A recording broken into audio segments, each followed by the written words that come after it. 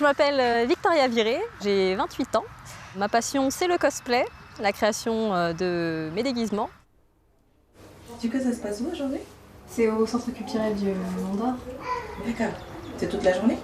Les premiers cosplays ont été créés en fait aux États-Unis. C'était deux hommes qui se sont déguisés en personnages de leur série favorite. Pour le festival Manga Insei, je suis allée chez une coiffeuse pour me faire une tresse qui ressemblait à peu près à Wonder Woman. C'était surtout par souci du détail. Si je faisais ma tresse avec seulement mes cheveux naturels, il m'aurait manqué au moins 20-25 cm de longueur pour ressembler au personnage. Tu veux que je la rallonge très très long? Il y a encore de quoi faire?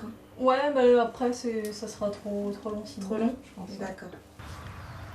Les deux derniers cosplays que j'ai faits sont les deux Wonder Woman, donc la tenue rouge, qu'on reconnaît très bien du film. Ça m'a pris 5 mois et demi à peu près pour le faire, mais c'était vraiment du non-stop.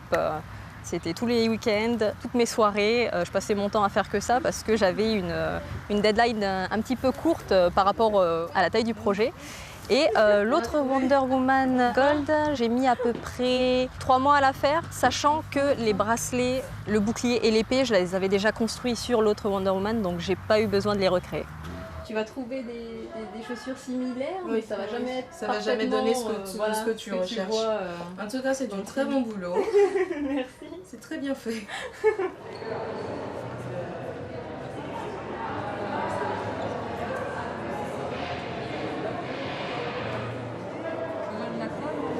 Je suis Justine Gilles, passionnée de papercraft. J'ai commencé le papercraft il y a à peu près 4 ans de cela. Je me suis lancée à imprimer les petits modèles pour voir comment ça marche. J'ai réussi à en faire plusieurs. Et comme je me suis un peu lassée des petits modèles, je me suis balancée vers des plus gros. Les qualités qu'il faut avoir, c'est déjà donc, être manuel, être patiente, avoir la dextérité et aussi donc, le courage pour le faire. C'est ce côté-là qui m'a beaucoup plu chez le papercraft, c'est le travail cérébral. Il faut savoir comment le faire du A à Z. Je vous présente une partie de mes collections. Donc, les plus gros modèles sont présents ici sur la table.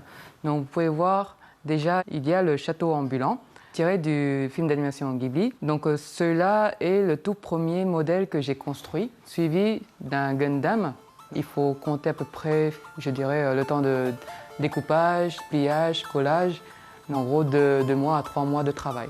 Donc en plus du travail professionnel.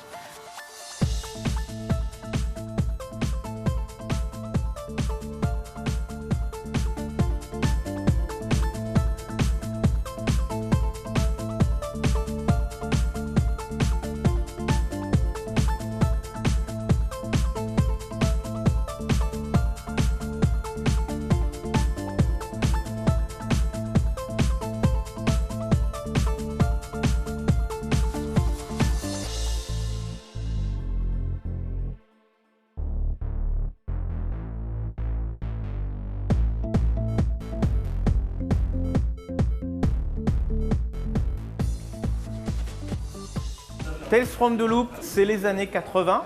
Vous avez donc 5 personnages. On joue des gamins, d'accord? Donc vous avez 14 ans. Ce sont des enfants, tout ce qu'il y a de plus normaux. Il n'y en a aucun qui a de pouvoir magique, d'accord? C'est vraiment Stranger Things, mais ce n'est pas le côté Eleven ou Will quand il sort de l'Upside Down. Et le jeu va se passer à Sedona. Donc Sedona, c'est une ville qui est très agréable. Hein, il n'y a que 6000 habitants dans les années 80. Vous êtes à l'école. On est en 86. Je suis Guillaume Hervouet, je suis médiateur culturel à la ville de Nouméa. J'interviens principalement dans les médiathèques ou encore au musée de la Seconde Guerre mondiale de Nouvelle-Calédonie. Je suis surtout donc un fan de science-fiction et de fantastique. J'ai été président du Sci-Fi Club, l'association de la science-fiction et de l'imaginaire. Et sinon, je suis un geek.